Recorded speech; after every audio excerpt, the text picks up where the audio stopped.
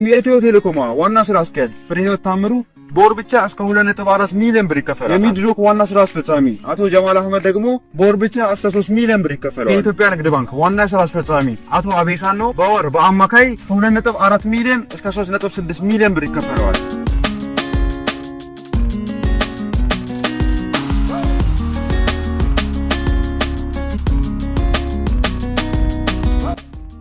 ለቻናሉ አዲስ ናችሁ ሰብስክራይብ፣ ለዚህ ቪዲዮ ላይክ በማድረግ እንድትጀምሩ ቻናሉ ትደግፋላችሁ። አዲስ ቪዲዮዎቻችሁ ይደርሳችኋል። አሁን በቀጥታ ወደ ዛሬው እንሄዳለን። በዚህ ቪዲዮ በ2018 ሀገራችን ላይ ያሉ ከፍተኛ ተከፋይ የሚባሉ ምርጥ 5 ስራዎችን እናያለን። ከትንሽ እንጀምርና እስከ ከፍተኛ ድረስ የምንመለከትም ይሆናል እና መጨረሻ ላይ የምንመለከተው የስራ አይነት ብዙዎቻችሁ ይህን ያክል ገንዘብ እንደሚሰራበት ታውቃላችሁ ብዬ አላስብም። ስለዚህ ቪዲዮን እስከ መጨረሻው ድረስ ይዩት።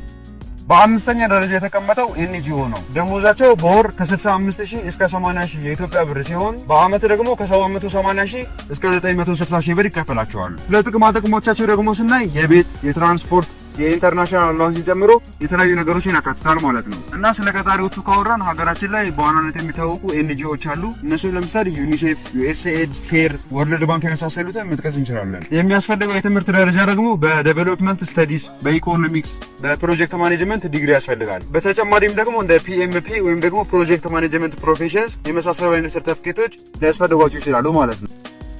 አራተኛ ደረጃ ደግሞ የተቀመጠው ስፔሻሊስት ዶክተር ወይም ደግሞ ሰርጀኖች ናቸው። እና ያው እንደምታውቁት ኖርማል ዶክተሮች ማለት በመንግስት ደረጃ ተቀጥረው የሚሰሩ ዶክተሮች በወር ከ20 ሺህ ብር እስከ 30 ሺህ ብር ነው የሚከፈላቸው። ያው ይሄም ደግሞ ከቅርብ ጊዜ ጀምሮ የተስተካከለላቸው የደሞዝ አይነት ነው ማለት ባለፈው ተስተውሳላችሁ ብዬ አስባለሁ። በጣም ብዙ ዶክተሮች ኦልሞስት ሁሉም ዶክተሮች አድማ አድርገው ነበር፣ አንሰራም ብለው አድማ አድርገው ነበር። ይሄም ደግሞ ያው ደሞዛችን እየበቃን አይደለም፣ ለቤት፣ ለትራንስፖርት፣ ለተለያዩ ነገሮች እየበቃን አይደለም ብለው አድማ አድርገው እንደነበር ታውቃላችሁ። እና እንደውም በዚህ ምክንያት ነው እንጂ ደሞዛቸው ትንሽ ከፍ ያላቸው ከዚህም በጣም የወረደ ደሞዝ ነበር የሚከፈላቸው። ነገር ግን ስፔሻሊስት ዶክተሮችና ሰርጀኖች ማለት በግል ሆስፒታሎችና በግል ክሊኒኮች የሚሰሩት በወር ከ80 ሺህ እስከ 100 ሺህ ብር ነው የሚከፈላቸው። ነገር ግን ይሄ ማለት ይሄ አቬሬጁ ነው እንጂ ከዚህም መጠፍ በላይ የሚሰሩ ዶክተሮች አሉ። ይሄ ማለት በአመት ከ1 ሚሊዮን እስከ 1.2 ሚሊዮን ብር ይሰራሉ ማለት ነው። የትምህርት ደረጃ አንደኛው ኤምቢቢኤስ ወይም ባችለርስ ኦፍ ሜዲሲን ወይም ባችለርስ ኦፍ ሰርጀሪ ሲሆን እና ትምህርቱ በአጠቃላይ 6 አመታትን የሚወስደው 5 አመት ኖርማል ትምህርት፣ 1 አመት ደግሞ ኢንተርንሺፕ ማለት ነው። እና ያው ብዙ ዶክተሮች አንድ የመንግስት ሆስፒታል ብቻ ተቀጥረው አይሰሩም ማለት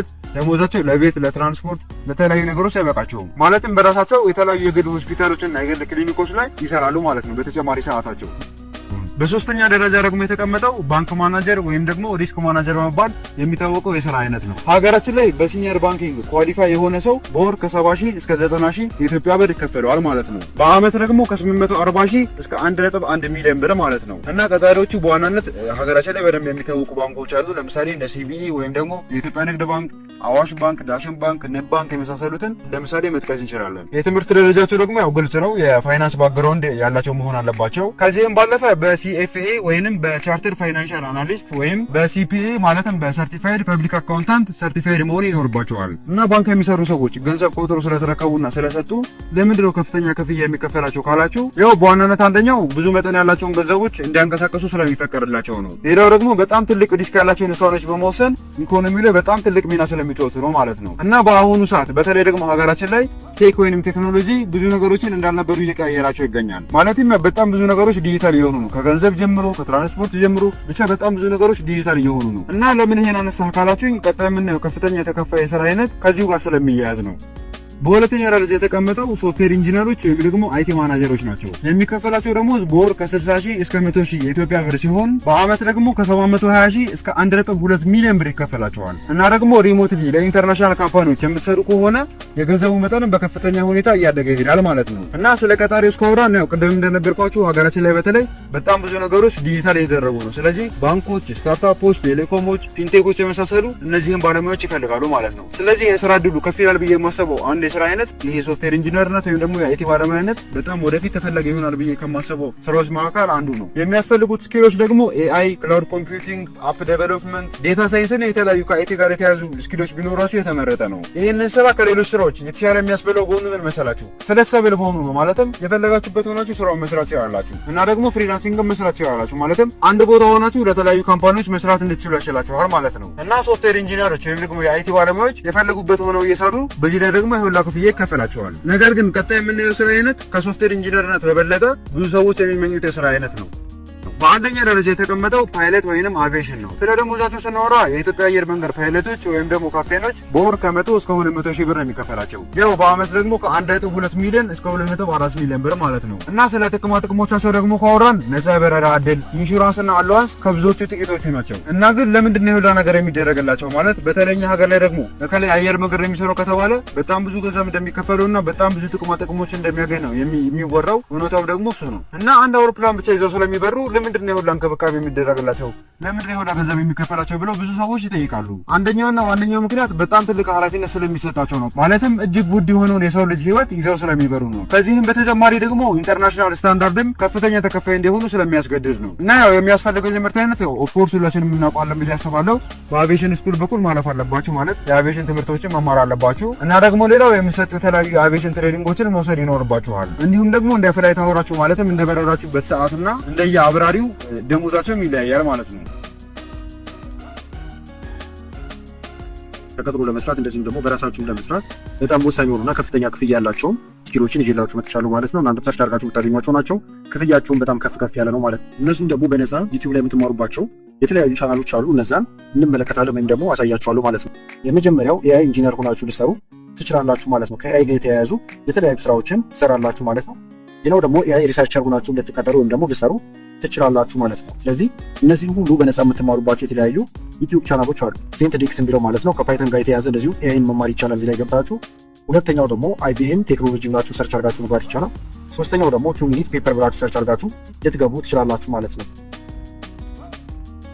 ያለን ሁለተኛው ደግሞ ዳታ አናሊሲስ ነው። ይሄም በጣም አሁን ላይ ጥሩ ክፍያ ያለውና ተፈላጊ የሆነ የስራ ዘርፍ ነው። ስለዚህ ዳታ አናሊሲስ ከተማራችሁ አሁን አንደኛ ዳታ አናሊስት ሆናችሁ መቀጠር ወይም ደግሞ የራሳችሁን ስራ መስራት ይቻላል። ቢዝነስ ኢንተለጀንስ አናሊስት ሆናችሁ እንድትሰሩ ትችላላችሁ ማለት ነው። ስለዚህ አሁን ዳታ አናሊስት ለምሳሌ ዳታዎችን ኮሌክት ማድረግ፣ ክሊን ማድረግ፣ እንደዚህ አናላይዝ ማድረግ ሁሉ ይጨምራል ማለት ነው። ስለዚህ አሁን ዳታ አናሊሲስን ለመማር በጣም ብዙ አይነት አማራጮች አሉ። ከነዛ ውስጥ ግን ለምሳሌ አንደኛውን ላሳያችሁ። አሌክስ ዳታ አናሊስት ብላችሁ ጽፋላችሁ ማለት ነው። ከዛ በኋላ በበቂ ሁኔታ ዳታ አናሊሲስን ያስተምራችኋል። አሁን እዚህ ጋር ልብ የምትሉት ምንድነው? እናንተ የምትፈልጉትን አንድ እስኪ ተመረጣችሁ በኋላ የተመቻችሁ አስተማሪ ላይ ሁላችሁ ሁሉን ቼክ ካደረጋችሁ በኋላ የተወሰነ አንዱ ላይ ማለት ትችላላችሁ። አንዱ ላይ ደጋግማችሁ መማር ወይም ማየት ማለት ነው። ስለዚህ ዌብሳይት ዴቨሎፕመንት ወይም ሶፍትዌር ዴቨሎፕመንትን በዚህ መንገድ መማር ትችላላችሁ። ራሱን ችሎ ግን ዌብ ዴቨሎፕመንትን መማር ትችላላችሁ ማለት ነው። አሁን ዌብ ዴቨሎፕመንት ምንድነው? ለምሳሌ ብዙ አይነት ስራዎች አሉ። አንደኛ ፍሮንት ኢንድ ሆናችሁ ልትሰሩ ትችላላችሁ። ፍሮንት ኢንድ ምንድነው? ለምሳሌ ዌብሳይቶች ላይ ከፊት ለፊት የሚታዩ ነገሮች ልክ ዌብሳይቶች ላይ ሲገቡ ያሉትን ነገሮችን መስራት ማለት ነው። ፊት ለፊት ላይ መግቢያዎቹን መስራት ነው። ባኪንግ ዴቨሎፐር ከሆናችሁ ደግሞ እዛው ዌብሳይት ላይ ሆኖ ከውስጥ ረን የሚያደርጉትን ነገር የተለያዩ ከሰርቨር ጋር የተገናኙ ዳታቤዝ ጋር የተገናኙ ነገሮችን መስራት ማለት ነው። ሁለቱንም ደግሞ አጠቃላችሁ አንድ ላይ መስራት ከፈለጋችሁ ፉል ስታክ ዴቨሎፐር መሆን ይኖርባችኋል ማለት ነው። ስለዚህ እሱን ትማራላችሁ። ፕሮጀክት ማኔጀር ሆናችሁ መስራት ይቻላል። ሌላው ስክረም ማስተር ሆናችሁ መስራት ይቻላል። አሁን ይሄኛው ራሱ የቻለ ፕሮግራም ነው። ልክ ኤክሴል እንደዚህ እንደምንላቸው ማለት ነው። ከፈለጋችሁ ቪዲዮ ራሱን ጽፎ ሰራላችኋል። እዚህ ላይ ፕሮዳክት ማኔጀር ሆናችሁ መስራት ይቻላል። አሁን ፕሮጀክት ማኔጀር ሆናችሁ ፕሮጀክቱ ምን ያህል ሄደ የሚለውን ወይም እስከ ፍጻሜ ያለውን መከታተል ወይም ማኔጅ ማድረግ ነው። ፕሮዳክት ማኔጀር ሆናችሁ ደግሞ የተለያዩ ምርቶች ይኖራሉ። እነዛን ምርቶች ሂደታቸውን ተከታትላችሁ ከመጀመሪያው ላውንች እስከሚደረጉበት ወይም እስከሚወጡበት ድረስ ያለው መከታተል ማለት ነው። ስለዚህ እነሱን ለመማር አንደኛ ፕሮጀክት ማኔጅመንት ኢንስቲትዩት ብላችሁ መግባት ይቻላል። ሊንክድኢን ላይም ገብታችሁ መማር ትችላላችሁ ማለት ነው። ሌላው ደግሞ ኮንተንት ክሬሽን ኤንድ ማኔጅመንት ነው። እዚህ ጋር ደግሞ ለምሳሌ ፖዚሽኑ አንደኛ ኮንተንት ክሬተር ልትሆኑ ትችላላችሁ። ለእንዳለ ራሳችሁ ይችላል ወይም ለድርጅቱ የተለያዩ ቪዲዮዎችን፣ ብሎጎችን ታዘጋጃላችሁ ማለት ነው። የሚለጠፉ ነገሮችን በአጠቃላይ ማለት ነው። ሌላው ደግሞ ሶሻል ሚዲያ ማኔጀር ሆናችሁ ልትሰሩ ትችላላችሁ። ቪዲዮውን የሚለቁት ሌሎች ስራውን የሚሰሩት ሌሎች ሰዎች ሊሆኑ ይችላሉ። እናንተ ግን መከታተል ምን ያህል ታየ፣ ምን ያህል ለድርጅታችን አመጣል ሊሆን ይችላል። እነዛ መቆጣጠር ማለት ነው። ኮንተንት ስትራቴጂስት ሆናችሁ ልትሰሩ ትችላላችሁ ማለት ነው። ለምሳሌ ፕላን ማድረግ ሊሆን ይችላል። ክሬት ማድረግንም ይጨምራል ማለት ነው። ሌላው ደግሞ ኮፒራይቲንግ ነው እዚህ ጋር እንደምትመለከቱት ማለት ነው። ስለዚህ አንደኛ ኮፒራይተር ሆናችሁ ልትቀጠሩ ትችላላችሁ፣ ወይም ደግሞ በርቀት ልትሰሩ ትችላላችሁ ፍሪላንስ ላይ ማለት ነው። ለምሳሌ ሶሻል ሚዲያ ላይ በጽሁፍ ፖስት የሚደረጉ ነገሮችን ማዘጋጀት ሊሆን ይችላል። ኢሜል በመለስ ወይም ኢሜል መጻፍ ሊሆን ይችላል ማለት ነው። ወይም ደግሞ ፔጆች ላይ መጻፍ ይሆናል። እነዚህን ያካትታል። ሌላው ሲሆን ኮፒራይተርም ልትሆኑ ትችላላችሁ። ለምሳሌ የተለያዩ ሶሻል ሚዲያ ላይ ሰርች ሲደረጉ የሚገኙ ነገሮች መጻፍ ማለት ነው ባጭሩ። ሌላው ደግሞ ኮንተንት ራይተር ነው። ይሄ ደግሞ የተለያዩ ኮንተንቶችን መጻፍ ማለት ነው። ለዌብሳይቶች ሊሆን ይችላል፣ የተለያዩ ሰዎች መጻፍን ያካትታል። ሌላው ደግሞ ዲጂታል ማርኬቲንግ ነው። እሱ ደግሞ ለምሳሌ አንደኛ ዲጂታል ማርኬተር ሆናችሁ መስራት ይቻላል። ሁለተኛ ፐርፎርማንስ ማርኬቲንግ ስፔሻሊስት ሆናችሁ መስራት ይቻላል። ማርኬቲንግ አውቶሜሽን ማኔጀር ትሆኑ ትችላላችሁ ማለት ነው። ለምሳሌ ዲጂታል ማርኬተር ከሆናችሁ ክሬት ነው የምታደርጉት የተለያዩ ካምፔኖች ሊሆን ይችላል፣ ኦንላይን ላይ ክሬት ማድረግ ማለት ነው። እንደዚሁም ድርጅቶች ሊሆን ይችላል፣ እነዛ ወጥተው ለሰዎች እንዲተዋወቁ ማድረግ ዲጂታል በሆነ መንገድ ማለት ነው። ሌላው ደግሞ እናንተ ፍላጎት እንደዚህ ያዋጣኛል የሚለውን መርጣችሁ ቻናልም ሳታወዙ አንድ መርጣችሁ ወይም ሁለት መርጣችሁ እናንተ በምትፈልጉት ርዕስ ላይ መማር ትችላላችሁ ማለት ነው። አጠቃላይ ግን ለዛሬ ያስኩላችሁ ቪዲዮ ይሄን ይመስል ነበር። ቪዲዮ ከተመቻችሁና በቀጣይ ቪዲዮ እንድሰራላችሁ ከፈለጋችሁ ይህም ቪዲዮ ላይክ በማድረግ እንደዚህ ኮሜንት ላይ የተለያዩ ነገሮችን በመጻፍ አሳውቁን። ከላይ ኢንስክሪን ላይ የምታዩቸው ቪዲዮዎች አሉ። እነሱን ተጋበዝኳቸው። አመሰግናለሁ በጣም ቻው።